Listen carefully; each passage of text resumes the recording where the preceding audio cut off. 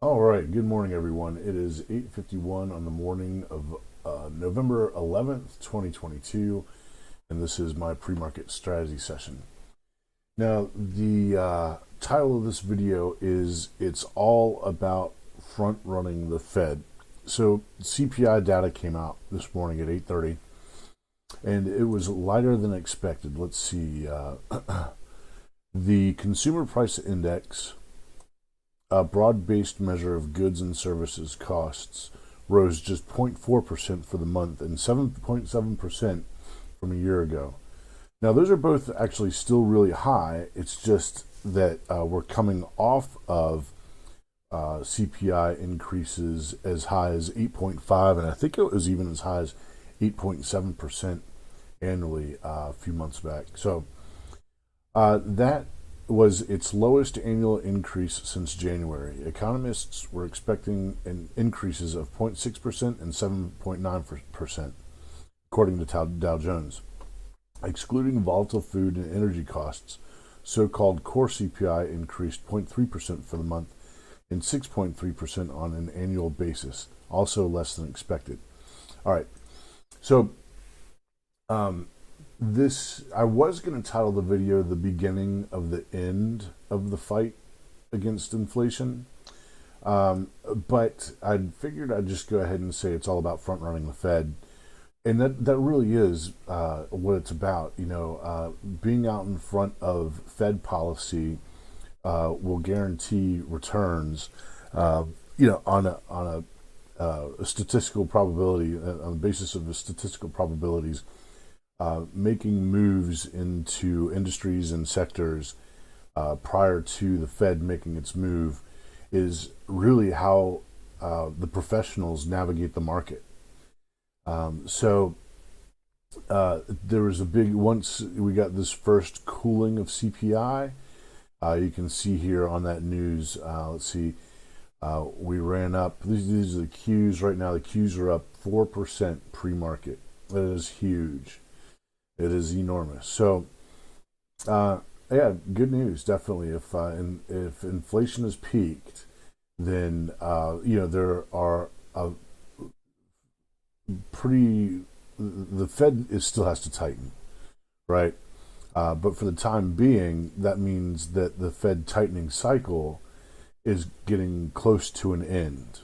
I think, so what, 7.7%, and the Fed funds rate is close to 4%. Let's look that up real quick. I think it's Fed funds rate is Capital One Bank now. What is the current Fed funds rate? Where is it?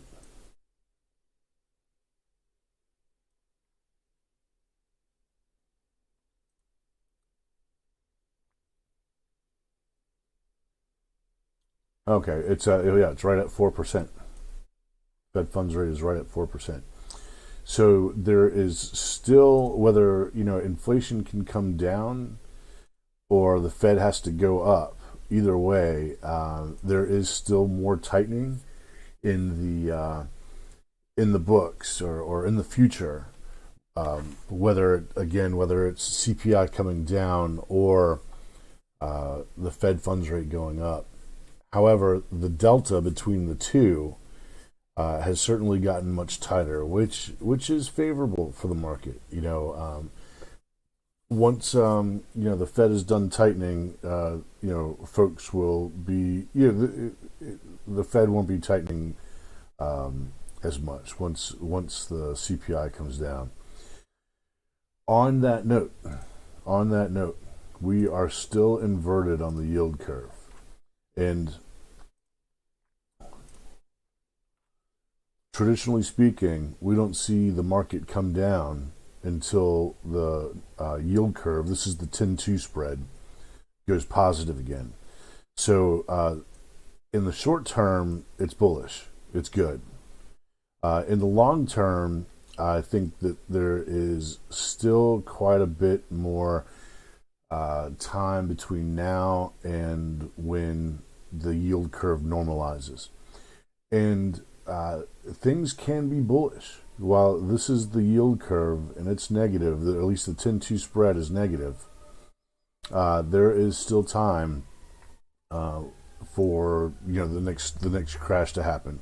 And when that happens, that's when the yield curve starts to normalize again. So in the short term, obviously, it's a decent time if you're trading to trade to the long side. Here, let's take a look at the Qs. So here's the neckline on the Qs from the head and shoulders pattern that was put in back here. The peak of the market was here in November. Here we have a left shoulder, a right shoulder, and then a neckline and line, and prices really have tracked the neckline quite a bit, other than a bear market rally right here.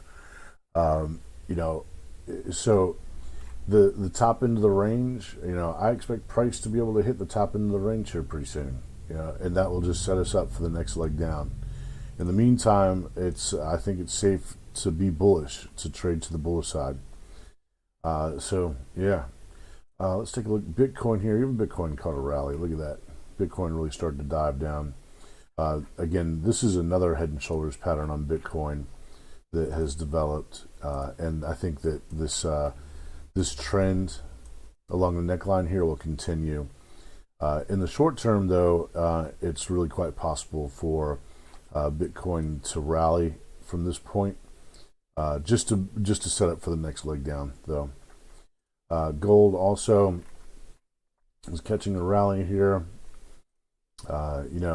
It's a pretty big day out there for just about anything that isn't the dollar, or inversely correlated to rising inflation. Instead, falling inflation is the good correlation. So, all right, I will be looking for opportunities on the long side today. Yesterday being bearish, paid off well. It was a good day trading. And so now today, here we are. I imagine at the open, there will probably be a little bit of selling, a little bit of profit taking, and then things take off to the upside after that, after the open. Probably after the first hour of trading, things will start to normalize a bit, and then we'll see higher prices coming in. So that is the pre-market strategy session. All right, everybody, good luck out there. Keep your wrists tight. Click like, share, subscribe, leave a comment, tap the bell, and I will see you at tomorrow morning's strategy session. I am out.